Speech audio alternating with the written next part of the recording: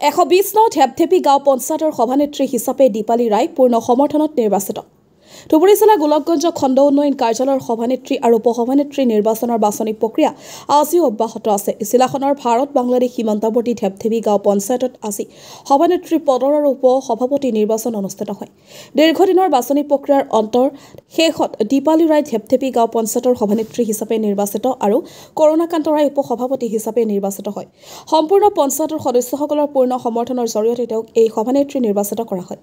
উল্লেখযোগ্য যে ধুবুৰী জিলাৰ প্ৰায় সকলো গাঁও পঞ্চায়ততে সভাপতি উপসভাপতি পদৰ বাবে দলীয় প্ৰচেষ্টা চলি আছে। পঞ্চায়ত নিৰ্বাচনত জয়ী সদস্যসকলে বাছনি কৰা প্ৰাৰ্থীসকলৰ মাজত আজিও ভোটাভুটি অনুষ্ঠিত হৈ আছে। গোলকগঞ্জৰ পৰা Tapan Roy report, North East Frontier news.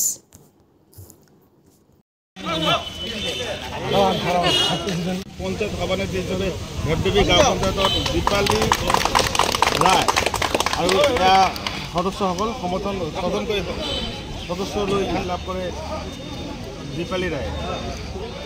হয়, মোৰ নাম কৰুণাকান্ত ৰায়।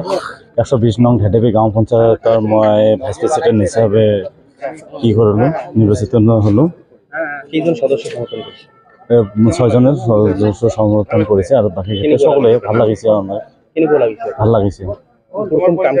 প্ৰথম কাম আমাৰ বিডিঅ' ছাৰে কোৱা হৈছে, ৰেচন কাৰ্ডৰ কাম প্ৰথমখিনি আহিছে। এইখিনি কাম কৰিম, ভালদৰে যাতে কৰিম, সকলোৱে যাতে মৰম আশীৰ্বাদ ৰাইজৰ সকলোৱে যাতে কৰে, যাতে মই ভালদৰে কাম কৰিব পাৰোঁ। তাৰে যোগদান কৰিব বিচাৰিছে?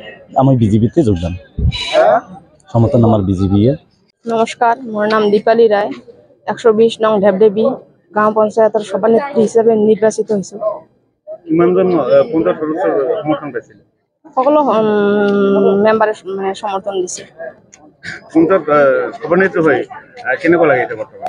সভানেত্ৰী হৈ ভালে লাগিছে। আৰু এতিয়া কি কাম কৰিব ৰাইজৰ প্ৰথম আহিছে ৰেচন কাৰ্ডৰ কাম কৰিম আৰু যি কাম আহে গোটেইখিনিয়ে কাম কৰিম।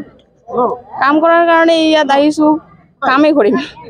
দেখা হৈছে আপোনাৰ লোকৰ একমাহ পিছত আজি আগতে ঘটনা অসুবিধা আছিল, অসুবিধা কাৰ বেমাৰ আছিল, বেমাৰৰ কাৰণে অহা নাছিল, সেইকাৰণে হোৱা নাই।